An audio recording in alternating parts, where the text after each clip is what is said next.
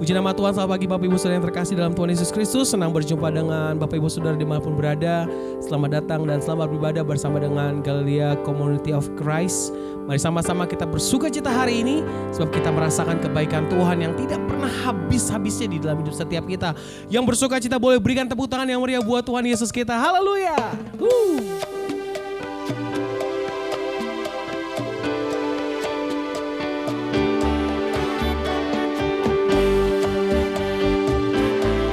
Percaya bagai terbang, bagai Raja Wali bersama dengan Tuhan. Aku ingin selalu berada dalam hadirat-Mu Tuhan. Ini kerinduan kami Tuhan Yesus. Haleluya.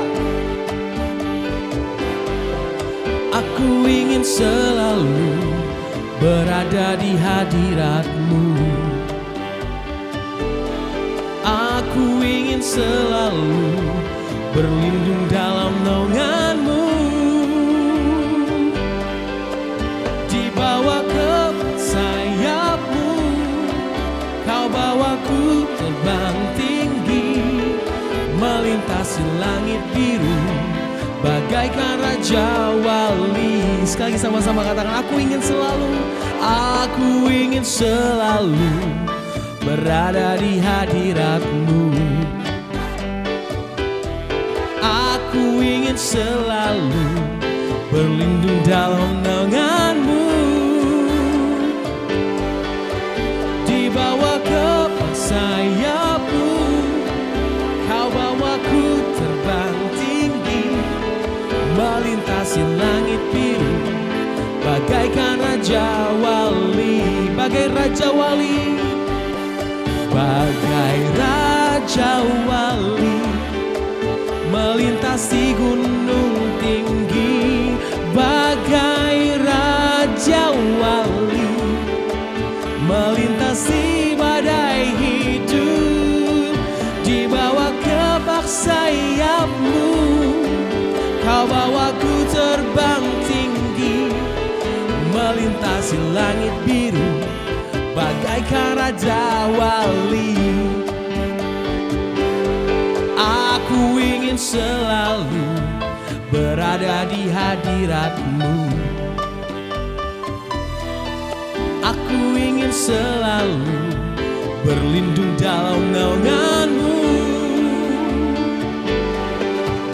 Dibawa ke sayap-Mu, Kau bawaku terbang tinggi, melintasi langit biru, bagaikan Raja Wali. Sama-sama yang bersuka cita katakan, bagai Raja Wali, bagai Raja Wali, melintasi gunung tinggi, bagai Raja Wali, melintasi badai hidup. Dibawa ke bak sayap-Mu, Kau bawaku terbang tinggi, melintasi langit biru, bagaikan Raja Wali. Sama-sama yang bersuka cita katakan, bagai Raja Wali, melintasi gunung tinggi, bagai Raja Wali, melintasi badai hidup. Dibawa ke bak sayap-Mu, Kau bawaku terbang tinggi, melintasi langit biru, bagaikan Raja Wali, melintasi langit biru, bagaikan Raja Wali, melintasi langit biru, bagaikan Raja Wali. Kita percaya kasih Tuhan yang begitu besar. Kasih tepuk tangan sekali yang meriah hanya buat Tuhan Yesus kita. Haleluya, kami tenang bersama-Mu Tuhan. Bersama-sama kita mau datang di dalam hadirat Tuhan, membawa hati kita sebagai persembahan di hadapan Tuhan. Sungguh kami bersyukur pagi hari ini Bapa, atas segala kebaikan yang Tuhan berikan di dalam hidup kami. Kami melihat bahwa pertolongan Tuhan tidak pernah habis di hidup kami. Terima kasih Tuhan. Ini kami Tuhan.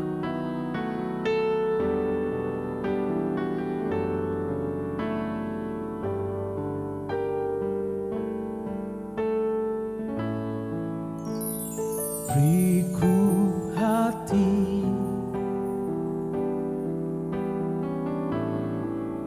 untuk menyembah-Mu. Beriku hati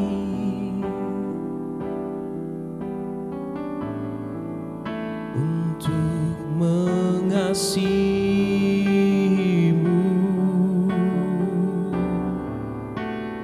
Beriku hati memuji-Mu dan mengasihi Engkau seperti wanita yang datang mengurapi-Mu.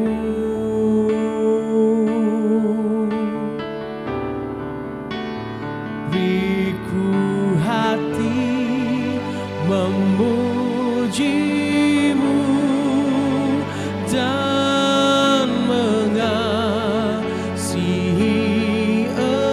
Engkau seperti wanita yang datang mengurapi-Mu. Kami menyadari Tuhan bahwa kalau kami ada bisa percaya dengan Tuhan itu semua karena kasih-Mu Bapa.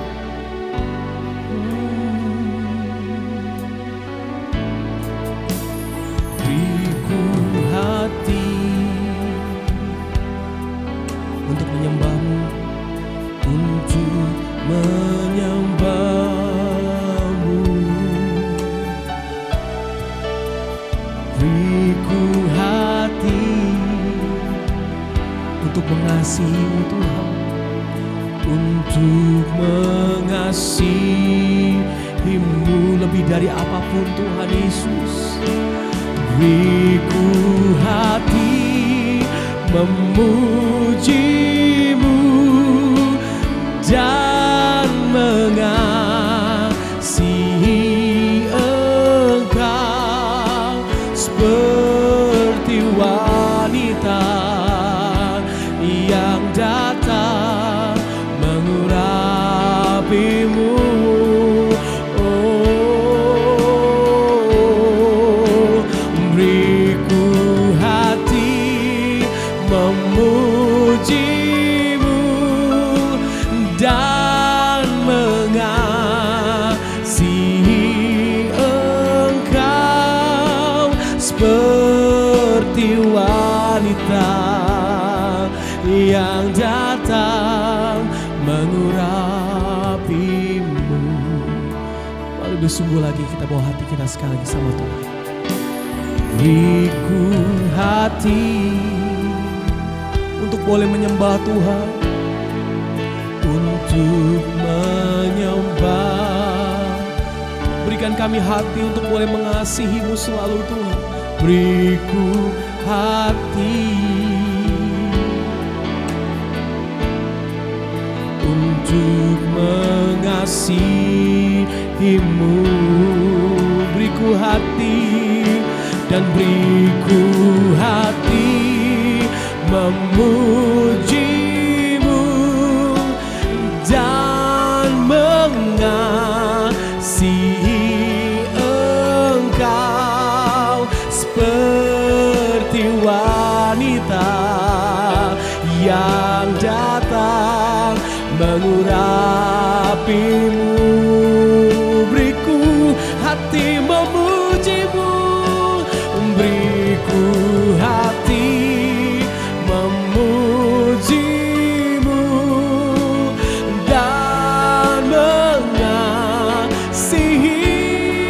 Engkau seperti wanita yang datang mengurapi-Mu. Ini kami Tuhan, ini kami Tuhan. Beriku hati memuji-Mu dan mengasihi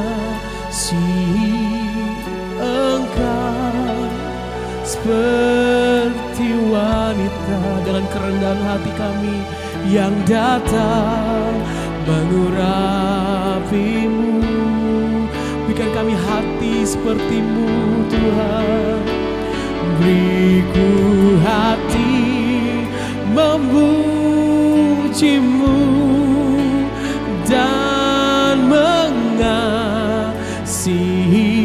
Engkau seperti wanita yang datang.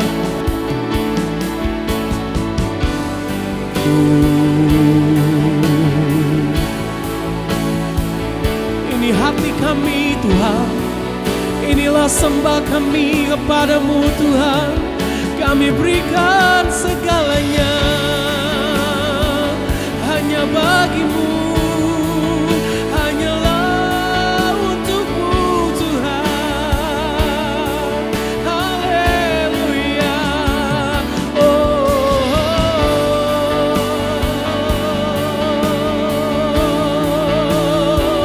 Tiada seperti-Mu Tuhan, yang mampu menyelamatkan kami, yang sanggup menolong setiap kami. Hanya kuasa-Mu, hanya kasih-Mu, hanya kebaikan-Mu Tuhan. Haleluya, haleluya.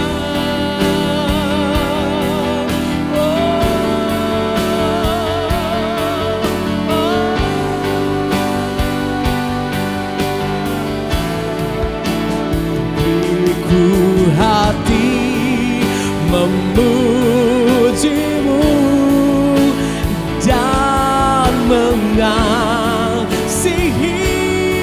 Engkau Tuhan seperti wanita yang datang mengurapi-Mu.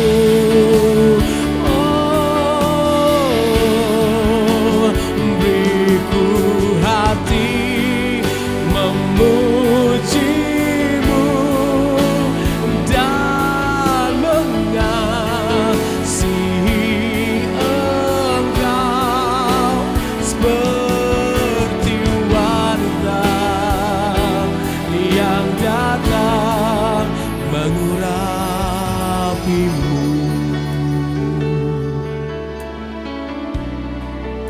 Seperti wanita yang datang mengurapi-Mu.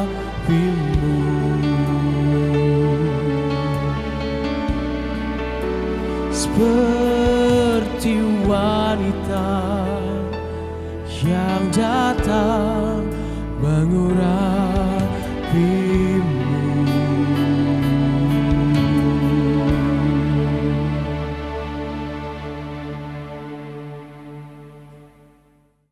Tuhan Yesus, kembali kami datang ke hadirat-Mu untuk berkumpul dan mendengarkan firman-Mu. Hari ini hamba akan membawakan firman tentang jangan menipu diri sendiri, agar kami dapat jujur terhadap diri sendiri. Tuhan Yesus, berkati hamba yang tidak bisa apa-apa ini. Tuhan kendalikan pikiran, hati hamba dan organ-organ hamba seluruhnya.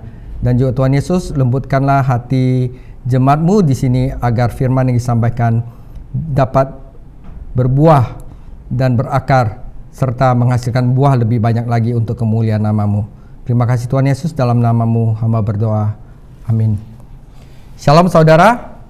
Hari ini topik yang akan saya sampaikan adalah jangan menipu diri sendiri. Jadi penekanan dalam bagian ini adalah pada bahaya menipu diri sendiri atau menipu hati sendiri, saudara. Saudara, jika seorang Kristen berdosa karena iblis menipunya, itu adalah satu hal. Tetapi jika dia menipu dirinya sendiri, itu adalah masalah yang jauh lebih serius. Banyak orang menipu diri mereka sendiri dengan berpikir bahwa mereka diselamatkan, padahal tidak. Banyak yang akan berkata kepadaku pada hari Tuhan itu, Tuhan, Tuhan, bukankah kami bernubuat demi nama-Mu, dan atas nama-Mu kami telah mengusir setan, dan atas namamu melakukan banyak perbuatan ajaib. Dan kemudian Tuhan akan berkata kepada mereka, aku tidak pernah mengenal kamu, pergilah daripadaku, hai engkau yang melakukan kejahatan. Tetapi saudara, ada orang-orang percaya sejati yang membodohi diri mereka sendiri tentang perjalanan Kristenan mereka. Mereka mengira mereka spiritual, tetapi sebenarnya tidak. Saudara, tanda kedewasaan adalah ketika seseorang menghadapi dirinya dengan jujur, mengenali dirinya, dan mengakui kebutuhannya. Orang tidak dewasalah yang berpura-pura. Orang anak kecil lah yang berpura-pura. Orang dewasa itu tidak berpura-pura. Di dalam Wahyu 3 ayat 17 dikatakan, karena kamu berkata, aku kaya, berkelimpahan dan tidak berkurangan apa-apa, dan tidak tahu bahwa sesungguhnya kamu sengsara, malang, miskin, buta, dan telanjang. Saudara, realitas rohani dihasilkan dari hubungan yang jujur antara Allah dan manusia melalui firman-Nya. Firman Tuhan adalah kebenaran, dan jika kita berhubungan dengan benar dengan kebenaran Tuhan, kita tidak boleh tidak jujur atau munafik. Dalam ayat-ayat ini, Yakobus menyatakan bahwa kita tidak ingin menipu diri kita sendiri, dan jika kita memenuhi tanggung jawab ini, kita memiliki jalan yang jujur dengan Tuhan dan manusia. Pertama, agar kita tidak menipu diri sendiri, kita harus menerima firman Tuhan. Yang kedua, kita harus melakukan firman Tuhan. Dan yang ketiga, kita harus berbagi firman Tuhan. Nah, saya akan jabarkan satu-satu, tapi sebelumnya mari kita baca firman-Nya dahulu di dalam Yakobus 1 ayat 19 sampai 27. Yakobus 1 ayat 19 sampai 27, ayat 19. Hai saudara-saudara yang kukasihi, ingatlah hal ini, setiap orang hendaklah cepat untuk mendengar, tetapi lambat untuk berkata-kata, dan juga lambat untuk marah, sebab amarah manusia tidak mengerjakan kebenaran di hadapan Allah. Sebab itu, buanglah segala sesuatu yang kotor dan kejahatan yang begitu banyak itu, dan terimalah dengan lembut firman yang tertanam di dalam hatimu, yang berkuasa menyelamatkan jiwamu. Tetapi hendaklah kamu menjadi pelaku firman dan bukan hanya pendengar saja, sebab jika tidak demikian, kamu menipu dirimu sendiri.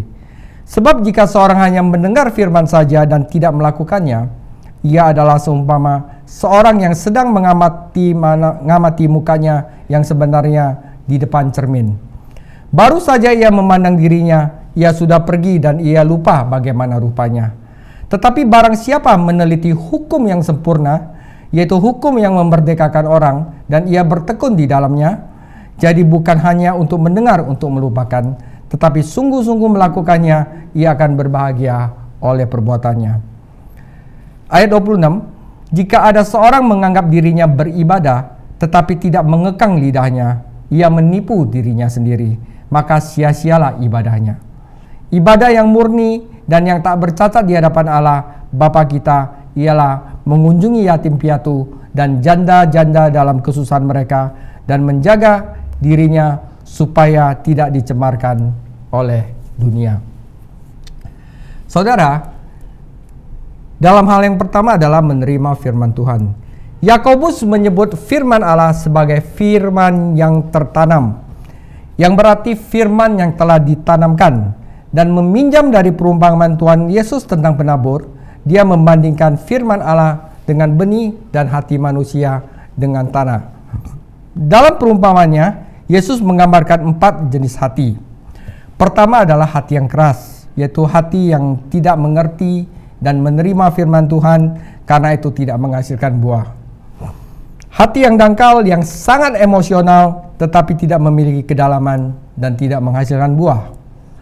Hati yang terdistorsi, yaitu hati yang masih suka yang masih terhempit oleh kenikmatan-kenikmatan dunia, yaitu hati yang kurang pertobatan, sehingga membuat dosa mendesak keluar firman yang telah ditanamkan, sehingga hati ini juga tidak pernah akan berbuah.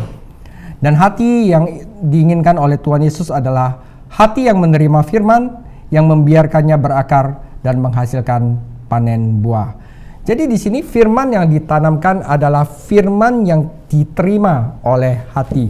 Jadi percuma kita mendengar firman tetapi tidak ditanamkan di hati kita dan membiarkannya berakar.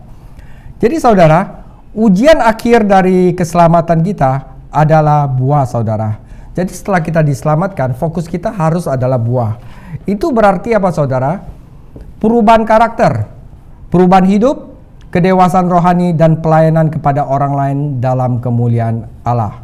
Jadi kalau misalnya kita sudah diselamatkan, 20 tahun sudah diselamatkan tetapi kita punya karakter tidak pernah berubah, hidup kita tidak pernah berubah, jangan-jangan kita menipu diri sendiri bahwa kita telah diselamatkan, padahal tidak saudara. Karena keselamatan itu harus berujung kepada perubahan karakter, perubahan hidup saudara. Nah, apa yang disebut buah di sini? Buah di sini adalah memenangkan jiwa bagi Kristus, bertumbuh dalam hidup kudus, karakter rohani, perbuatan baik, dan juga bertumbuh dalam pengenalan akan Allah. Jadi kalau kita bertumbuh dalam pengenalan Allah, itu adalah semacam buah. Saudara, ritual keagamaan mungkin boleh dilaksanakan, tetapi tidak memiliki kehidupan di dalamnya. Juga secara esensi, bukan ritual yang membawa kemuliaan Tuhan. Yang membawa kepada kemuliaan Tuhan adalah buah saudara. Buah yang sesungguhnya ada di dalam benih firman untuk dapat berbuah lebih banyak sehingga terus menghasilkan buah, lebih banyak buah dan berbuah lebat. Saudara, tetapi firman Tuhan tidak bisa bekerja di dalam kita kecuali kita menerimanya dengan cara yang benar. Yesus tidak hanya berkata, camkan apa yang kamu dengar, tetapi dia juga berkata, perhatikan apa yang kamu dengar. Saudara, terlalu banyak orang berada dalam kondisi tragis di mana mereka mendengar, tetapi mereka tidak mendengar dan tidak mengerti. Mereka menghadiri kelas Alkitab dan kebaktian gereja, tetapi selamanya tidak pernah bertumbuh. Apa salahnya gurunya atau salah pendetanya jika ada jemaat yang demikian? Mungkin gurunya salah mengajar atau pendetanya salah untuk memberikan firman, tetapi itu juga bisa menjadi salah pendengarnya. Ada kemungkinan pendengarnya menjadi tumpul mendengar di dalam Ibrani 5 ayat 11 karena pembusukan kehidupan rohani di dalam hatinya saudara. Saudara, jika benih firman ingin ditanam di dalam hati kita, maka kita harus menaati petunjuk yang Yakobus berikan kepada kita dalam perikop ini. Pertama, kita harus cepat mendengar. Siapa yang memiliki telinga untuk mendengar, biarlah ia mendengar. Jadi, iman timbul dari pendengaran dan pendengaran oleh firman Allah. Jadi sama seperti seorang hamba yang cepat mendengar suara tuannya dan seorang ibu yang mendengar tangisan bayinya yang paling kecil, demikian pula seorang beriman harus cepat mendengar apa yang Tuhan katakan. Ada ilustrasi yang indah tentang kebenaran ini dalam kehidupan Raja Daud. Daud bersembunyi dari orang Filistin yang menguasai Bethlehem. Dia merindukan minum air segar dari sumur di Bethlehem, sebuah sumur yang sering dia kunjungi di masa kecil dan masa mudanya. Dia tidak mengeluarkan perintah ini kepada anak buahnya. Dia hanya berkata pada dirinya sendiri, "Oh, orang itu mau memberi saya minum dari air sumur Bethlehem yang ada di pintu gerbang." 3 orang perkasa Daud mendengar raja mereka menghela napas, meminta air, dan mereka mempertaruhkan nyawa untuk mengamankan air dan membawanya kepada sang raja. Saudara, mereka cepat mendengar. Yang kedua adalah kita lambat berbicara. Saudara, kita memiliki 2 telinga dan 1 mulut yang seharusnya mengingatkan kita untuk lebih banyak mendengar daripada berbicara. Terlalu sering kita berdebat firman Tuhan. Jika diucapkan, setidaknya itulah hasil berdebat di pikiran dan hati kita. Siapa yang menahan bibirnya berakal budi, Amsal 10 ayat 19. Orang yang berpengetahuan tidak akan banyak berkata-kata, Amsal 17 ayat 27. Bukannya lambat untuk berbicara, ahli hukum dalam Lukas 10 ayat 29 berdebat dengan Tuhan Yesus dengan bertanya, dan siapakah sesamaku manusia? Di gereja mula-mula, kebaktian bersifat informal dan seringkali pendengar berdebat dengan pembicara. Jadi waktu di zaman dahulu itu kebaktian itu tidak seperti sekarang di mana pembicara bicara, pendengarnya tidak boleh ikut berdebat saudara, tapi di kebaktian gereja mula-mula sering dilakukan di mana pendengarnya itu berdebat dengan pembicaranya. Jadi akhirnya di sini bahkan pertikaian terjadi dan peperangan di antara saudara-saudara di dalam kebaktian yang ditulis oleh Yakobus 4 nanti saudara. Jadi selain lambat untuk berbicara, cepat untuk mendengar, kita juga harus lambat untuk marah saudara. Saudara, amarah itu sangat destruktif sekali, sangat menghancurkan sekali. Jangan marah pada Tuhan atau firman-Nya. Orang yang lambat marah besar pengertiannya, tetapi orang yang tergesa-gesa membangkitkan kebodohan. Saudara, ketika Nabi Nathan menceritakan kepada Raja Daud tentang kisah domba betina satu-satunya yang punya orang miskin dicuri, Raja langsung marah. Tetapi kepada orang yang salah. Sebenarnya Nathan sedang menunjuk kepada Raja Daud yang mengambil satu-satunya yang dipunyai oleh Uria, saudara. Tetapi Raja itu marah sehingga Nathan berkata, "Engkaulah orangnya," kepada Daud. Untungnya Daud kemudian mengaku, "Aku telah berdosa kepada Tuhan." Saudara, jadi saat Daud marah, sebenarnya dia sedang mengungkapkan kebodohannya. Saudara, di taman Petrus lambat mendengar dan cepat berbicara dan cepat marah. Dan dia hampir saja membunuh seorang prajurit dengan pedang. Saudara, ini penting. Banyak pertikaian di dalam gereja adalah akibat dari emosi yang pendek dan kata-kata yang tergesa-gesa. Yakobus memperingatkan kita agar tidak marah pada firman Tuhan, karena firman Tuhan itu menyayat hati kalian. Firman Tuhan itu mengungkapkan dosa kepada kita. Seperti orang yang memecahkan cermin karena tidak menyukai gambar di dalamnya, orang yang memberontak kepada firman Tuhan karena mengatakan kebenaran di dalam diri mereka dan keberdosaan mereka, saudara. Saudara juga jika ada sesamamu, saudaramu mengatakan, menegur kamu tentang sesuatu yang salah terhadap diri Anda jangan marah kepadanya. Karena apa? Karena sesungguhnya Anda lebih buruk daripada apa yang dia katakan, saudara. Saudara, setelah lambat marah, yang keempat kita harus mempunyai hati yang siap. Yakobus melihat hati manusia itu sebagai taman, dan jika dibiarkan saja, maka taman itu akan menghasilkan ilalang. Dia mendesak kita untuk mencabut ilalang dan menyiapkan tanah untuk firman Tuhan yang ditanamkan. Ungkapan kejahatan yang banyak memberikan gambaran sebuah taman yang ditumbuhi oleh ilalang yang tidak dapat dikendalikan. Adalah bodoh untuk mencoba menerima firman Tuhan ke dalam hati yang siap. Saudara, bagaimana kita mempersiapkan hati kita untuk firman Tuhan sehingga kita tidak menipu diri sendiri, saudara? Pertama, saudara, kita harus mengaku dosa kita dan meminta Allah Bapa untuk mengampuni kita. Kedua, saudara, dengan merenungkan kasih dan anugerah Tuhan dan meminta Dia untuk membajak setiap kekerasan di dalam hati kita.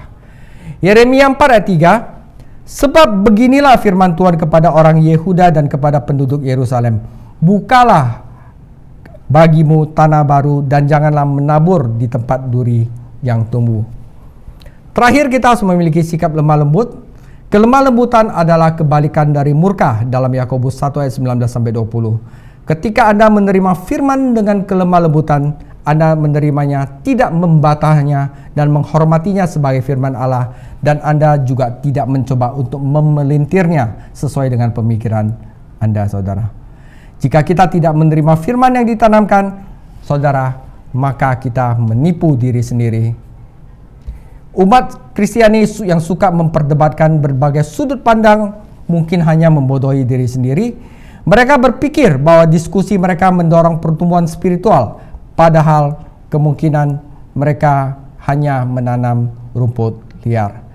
Jadi saudara, hal yang pertama agar kita tidak menipu diri sendiri dalam kekristenan adalah kita harus menerima firman Tuhan dengan siap, saudara, dengan setia, dengan lembut. Hal yang kedua adalah selain kita menerima firman Tuhan, kita juga harus melakukan firman Tuhan, saudara. Saudara, banyak orang salah paham bahwa hanya dengan mendengarkan khotbah atau mendengarkan pendalaman Alkitab membuat mereka bertumbuh dan mendapatkan berkat dari Tuhan. Bukan mendengar, tetapi melakukanlah, saudara, untuk mendapatkan berkat. Terlalu banyak orang Kristen menandai Alkitab mereka dengan stabilo, tetapi Alkitab mereka tidak pernah menandai mereka. Jika Anda berpikir Anda rohani karena mendengar firman Tuhan, hanya dengan mendengarkan firman Tuhan, maka Anda hanya menipu diri Anda sendiri. Di paragraf sebelumnya, Yakobus membandingkan firman Tuhan dengan benih, tetapi di paragraf ini dia membandingkannya dengan cermin. Ada dua referensi lain tentang Alkitab, tentang firman Tuhan sebagai cermin, dan Anda ketika menggabungkan ketiganya, Anda akan menemukan 3 pelayanan firman Tuhan sebagai cermin. Pertama, saudara, firman Tuhan melayani Anda sebagai cermin, yaitu agar Anda dapat menilai diri sendiri. Inilah tujuan utama untuk memiliki cermin, agar bisa melihat diri sendiri dan membuat diri terlihat bersih dan serapi mungkin. Saat kita melihat dalam cermin Tuhan, kita melihat diri kita sebagaimana adanya. Yakobus menyebutkan beberapa kesalahan yang dilakukan orang ketika mereka melihat ke dalam cermin Tuhan. Jadi saudara, seperti kita melihat dalam cermin, kalau kita harus melihatnya secara seksama, apa yang kurang rapi di muka kita, apa yang kurang rapi di dalam rambut kita, maka kita perbaiki. Tapi jika kita melihat cermin, di sini Yakobus mengatakan ada beberapa kesalahan yang orang lain lakukan ketika melihat cermin. Yang pertama hanyalah mereka hanya melirik diri mereka sendiri. Mereka tidak mempelajari diri mereka sendiri dengan hati-hati ketika mereka membaca firman Tuhan. Banyak orang percaya yang tulus membaca 1 pasal dari Alkitab setiap hari. Tetapi itu hanyalah ritual keagamaan dan mereka gagal mengambil manfaat mereka secara pribadi. Jadi banyak gereja yang mengatakan, ayo kita ada grup membaca Alkitab. Tapi mereka membaca aja tapi tidak tahu artinya, saudara. Itu seperti melirik ke dalam cermin, bukan untuk benar-benar melihat ke dalam cermin, saudara. Mereka mungkin hati nurani mereka akan mengganggu mereka jika mereka tidak membaca 1 pasal sehari sesuai dengan anjuran gereja. Padahal sebenarnya hati nurani mereka harus mengganggu mereka karena mereka membaca firman dengan sembarangan, saudara. Membaca Alkitab sepintas tidak akan pernah mengungkapkan kebutuhan terdalam kita. Itu adalah perbedaan antara foto selfie dengan sinar X. Kesalahan kedua adalah setelah mereka membaca, mereka melupakan apa yang mereka baca. Jika mereka melihat cukup dalam ke dalam hati mereka, apa yang akan mereka lihat tidak akan terlupakan. Kita cenderung tersenyum pada orang-orang yang ekstrim pada masa kebangunan rohani. Tetapi mungkin kita dapat menggunakan iman mereka sebagai pelajaran hari ini, saudara. Orang-orang ekstrim pada zaman kebangkitan rohani adalah orang yang sudah hidup hanya untuk Kristus. Mereka melakukan hal-hal di mana Kristus sudah mengendalikan hidup mereka sepenuhnya, saudara. Mereka sudah tidak lagi hidup untuk diri mereka sendiri, sehingga orang-orang dunia kadang-kadang menghakimi mereka sebagai orang gila atau orang-orang yang sangat berbeda dengan mereka.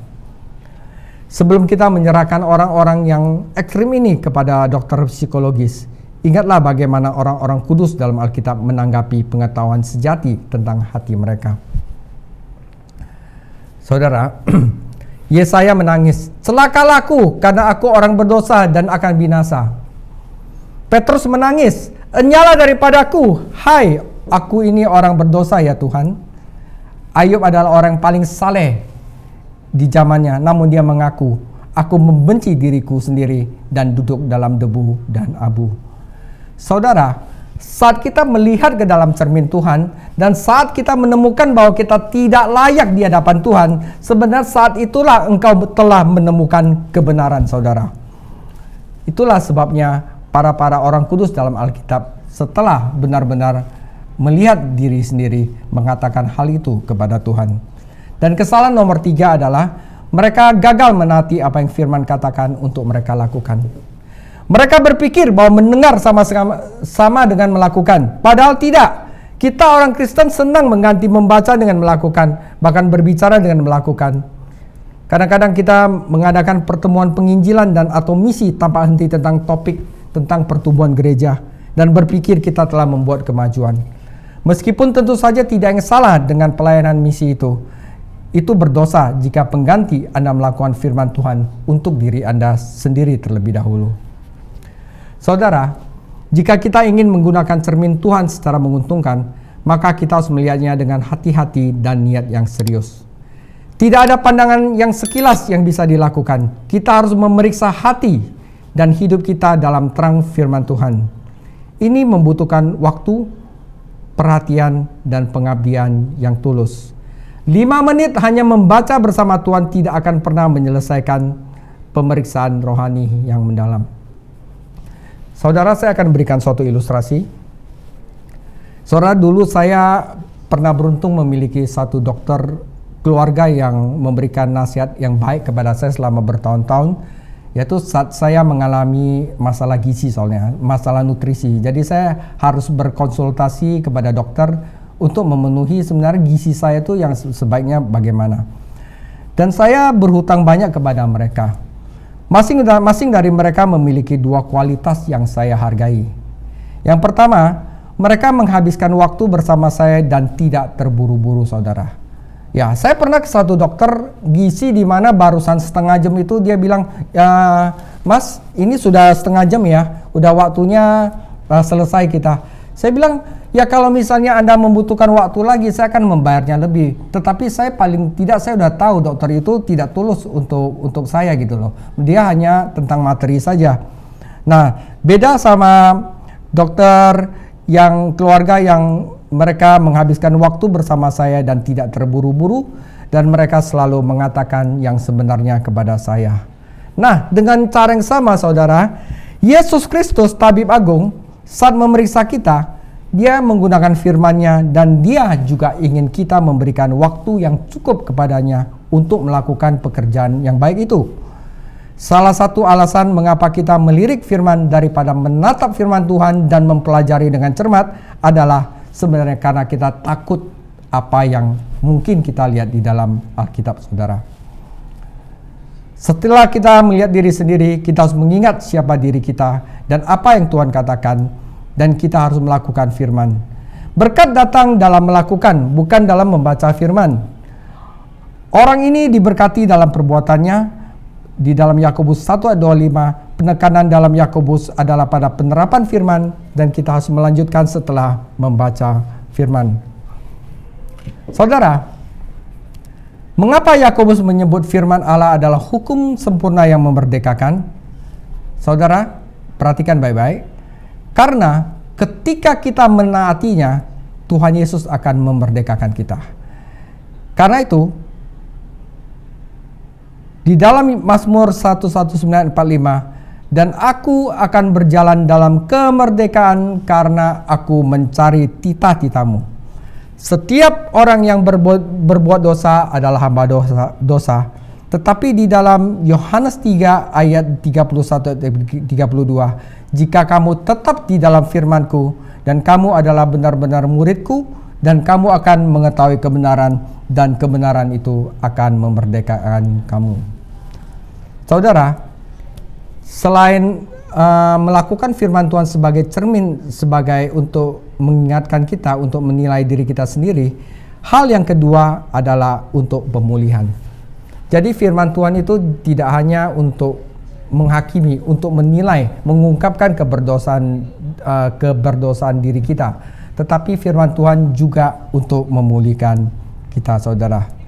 Jadi di dalam Keluaran 30 ayat 17, di mana pada saat Musa membangun kemah pertemuan, di sana ada satu bejana di mana ditaruh air, di mana para imam sebelum masuk untuk melakukan kebaktian mereka harus membasuh dirinya mereka sendiri. Kalau tidak, mereka akan mati. Jadi air untuk membasuh adalah gambaran dari firman Tuhan dalam kuasa pembersihannya, di mana di dalam Yohanes 15 ayat 3 dikatakan, sekarang kamu telah bersih oleh firman yang telah kuucapkan kepadamu.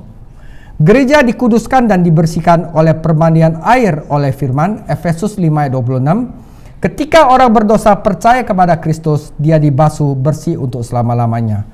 Namun, setelah dia telah bersih dibasuh oleh firman, tetapi di dalam dunia itu dia tetap harus menginjak tanah dunia ini sehingga kakinya kotor. Karena itu dia juga perlu dibersihkan. Oleh sebab itulah kenapa Tuhan Yesus harus membersihkan kaki dari murid-muridnya. Saudara, cermin firman tidak hanya memeriksa kita dan mengungkapkan dosa-dosa kita, tetapi juga membersihkan kita. Itu memberikan janji pembersihan, dan saat kita merenungkannya itu membersihkan hati dan pikiran kita dari kekotoran rohani. Saudara, darah Kristuslah yang membersihkan dosa kita, tetapi firman membantu membersihkan kotoran-kotoran kita. Kita balik ke pengalaman Nabi Nathan dengan Daud dalam 2 Samuel 12 membantu mengilustrasikan kebenaran ini. Nathan memberi Daud tentang kisah tentang domba betina yang dicuri, dan Daud menjadi marah atas dosa itu adalah pelayanan firman. Dan saat Nabi Nathan mengangkat cermin dan mengatakan engkaulah orangnya, Daud dapat melihat dirinya sendiri. Tetapi hasilnya adalah pengakuan dan pertobatan, saya telah berdosa terhadap Tuhan. Jadi cermin Tuhan telah melakukan tugasnya untuk memeriksa Daud, namun tidak berhenti di situ. Nabi Nathan tidak berhenti di situ. Dia juga menggunakan firman untuk pemulihan Raja Daud. Dia telah berkata, Tuhan telah menghapus dosamu, engkau tidak akan mati. Inilah jaminan pengampunan dan pembersihan, dan itu berasal juga dari firman Tuhan. Daud mengunjungi bejana dan mencuci kaki dan tangannya. Jika kita berhenti pada pemeriksaan dan pemulihan, kita akan kehilangan manfaat penuh dari pelayanan cermin firman, karena ada pelayanan yang ketiga, yaitu transformasi, saudara. Membentuk kita menjadi lebih baik lagi, dan membentuk kita menjadi serupa dengan Yesus Kristus. Setelah Tuhan memulihkan kita, dia ingin mengubah kita agar bertumbuh dalam kasih karunia dan tidak melakukan dosa itu lagi. Terlalu banyak orang Kristen mengakui dosa, mereka minta pengampunan tetapi tidak pernah bertumbuh secara rohani untuk mengalahkan diri sendiri dan dosa. Saudara, 2 Korintus 3 adalah diskusi tentang perbedaan antara pelayanan hukum perjanjian lama dan pelayanan kasih karunia perjanjian baru. Hukum itu eksternal, tertulis di dalam loh batu, tetapi keselamatan berarti bahwa firman ditulis di dalam hati. Pelayanan perjanjian lama mengutuk dan membunuh karena tidak ada seorang pun yang dapat melakukan hukum Taurat, tetapi pelayanan perjanjian baru membawa kepada pengampunan dan kehidupan. Kemuliaan hukum akan berangsur-angsur hilang, tetapi kemuliaan anugerah Tuhan menjadi semakin terang.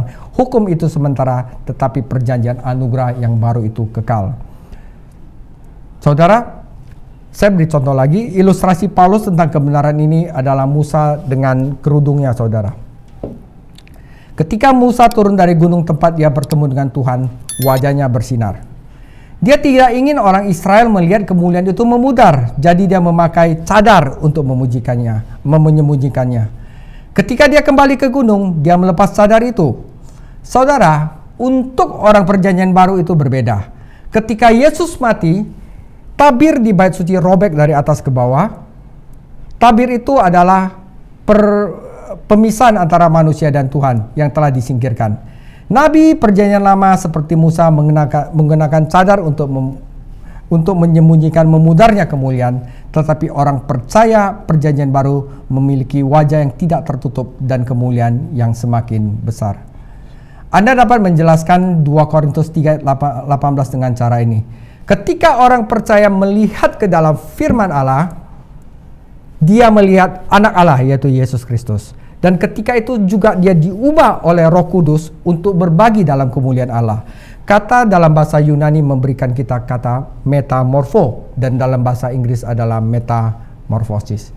Jadi saudara, sejak kita belajar Alkitab, jika itu tidak mengubahkan Anda menjadi sesuatu yang lebih baik, Anda menipu diri Anda sendiri, saudara. Ketika ulat yang jijik berubah menjadi kupu-kupu yang cantik, itu adalah metamorfosis. Jadi kita yang jijik, manusia lama kita yang jijik harus berubah menjadi kupu-kupu yang cantik. Ketika orang percaya menghabiskan waktu untuk melihat ke dalam firman dan melihat Kristus, dia pasti diubahkan. Kemuliaan itu terungkap di luar, saudara. Saat kita merenungkan firman, Roh memperbaharui pikiran dan menyatakan kemuliaan Allah. Kita tidak menjadi orang Kristen rohani dalam semalam. Itu adalah proses karya Tuhan melalui firman Tuhan, saudara. Jadi itulah hal yang kedua untuk tidak menipu diri sendiri. Pertama, kita benar-benar untuk menerima firman Tuhan di tanah yang benar-benar lembut.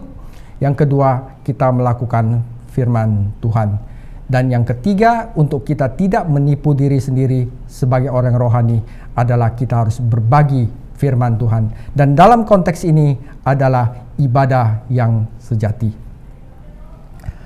Kata yang terjemahkan ibadah itu adalah praktek lahiriah, pelayanan kepada Tuhan. Kata ini digunakan hanya 5 kali dalam Perjanjian Baru. Ibadah yang murni tidak ada hubungan dengan upacara, ritual, bait suci, hari-hari kudus. Itu tidak ada urusannya dengan itu.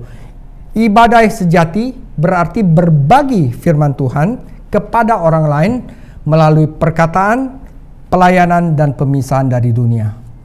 Perkataan, saudara, ada banyak referensi untuk berbicara dalam surat ini memberikan kesan bahwa lidah adalah masalah serius dalam pertemuan. Lidahlah yang mengungkapkan hati. Jika hati benar, ucapan akan benar. Lidah yang terkendali berarti tubuh yang terkendali. Dalam pelayanan, saudara, setelah kita melihat diri kita dan Kristus dalam cerminan firman, kita harus melihat orang lain dan kebutuhan mereka. Yesaya pertama-tama melihat Tuhan yang kudus. Dia berkata, celakalah aku, orang yang berdosa. Kemudian melihat dirinya sendiri, dan malaikat serafim memberikannya batu arang ke mulutnya untuk menguduskannya. Tetapi setelah itu Tuhan berkata, siapakah yang aku utus? Dan Yesaya berkata, ini aku, utuslah aku, saudara.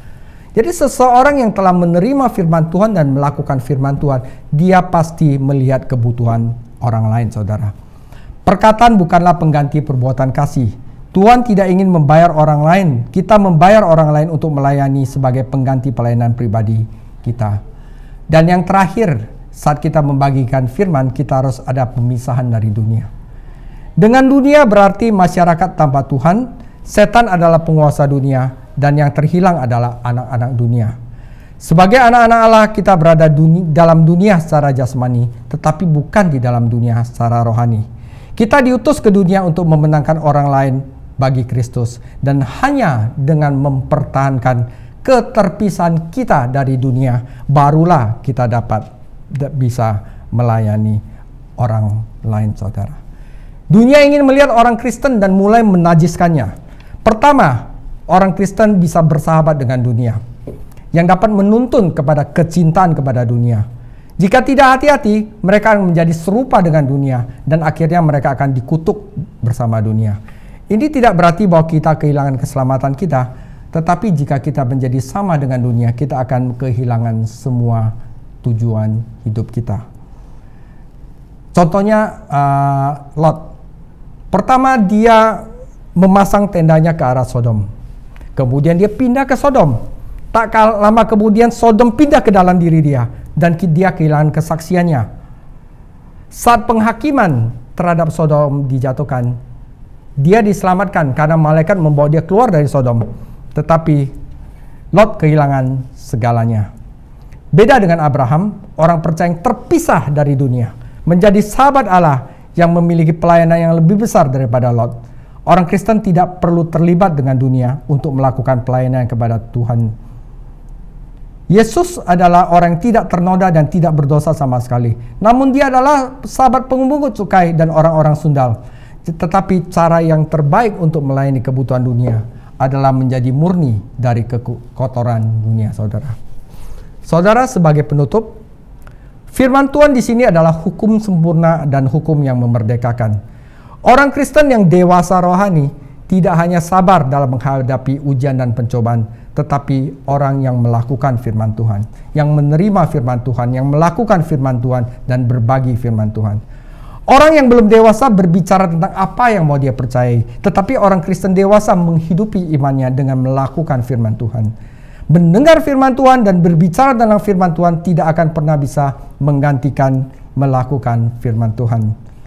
Akhir kata, sama seperti yang dikatakan Yakobus, hukum yang memerdekakan berarti biarlah itu tidak lagi membawamu kepada perbudakan, tetapi sebaliknya membawamu kepada kemerdekaan Biarlah itu tidak lagi menjadi hakim, tetapi membawa Anda kepada kedewasaan. Itu harus diterima Anda dengan kasih dan hati yang murni.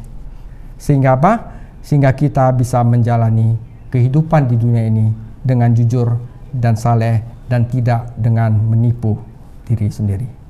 Demikian firman Tuhan. Tuhan Yesus memberkati. Mari kita berdoa. Tuhan Yesus, hamba telah selesai berbicara. Biarlah Roh Kudus-Mu tetap ada di dalam jemaat-Mu, agar jemaat-Mu mengerti bahwa jemaat-Mu harus menerima firman dengan baik, harus melakukan firman dan berbagi firman, agar jemaat-jemaat-Mu tidak menipu diri sendiri. Tuhan Yesus, Tuhan Yesus, biarlah hal-hal ini tetap ada di dalam hati jemaat-Mu, agar kami semua dapat melaksanakan hidup yang jujur dan saleh, dan juga tidak malu ketika Engkau datang kembali menjemput kita di awan-awan permai. Tuhan Yesus, hamba juga berdoa untuk gembala dari Galilea Ministry, Pastor Rusli Manorfa beserta istri dan anak-anaknya. Semoga Tuhan memberikan kesehatan, rezeki, kelimpahan, iman yang lebih lagi kepada Kristus dalam hidup ini, Tuhan Yesus. Dan hamba juga berdoa kepada jemaat-jemaat Galilea agar tetap diberkati Tuhan dalam hal kesehatan, dalam hal iman kepada Tuhan Yesus, dan juga dalam hal rezeki sehari-hari, Tuhan Yesus. Hamba juga berdoa kepada bangsa Indonesia agar bangsa kami kasih karunia Tuhan tetap melawat negara kami, Tuhan Yesus. Demikian doa syafaat singkat saya ini. Dan kemudian jemaat-jemaat Galilea yang saya cintai, mari kita angkat tangan kita. Biarlah kasih karunia dari Allah Bapa, pengorbanan dari Tuhan Yesus Kristus, dan Roh Kudus yang senantiasa membimbing dalam hati kita, memberkati kita dari hari ini sampai Tuhan Yesus datang kembali menjemput kita di awan-awan permai, sehingga kita dapat hidup dengan Tuhan Yesus selama-lamanya. Di dalam nama Tuhan Yesus yang percaya, kita sama-sama katakan amin. Sungguh besar pengorbananmu bagiku, terlalu dalam untuk dimengerti. Sungguh besar,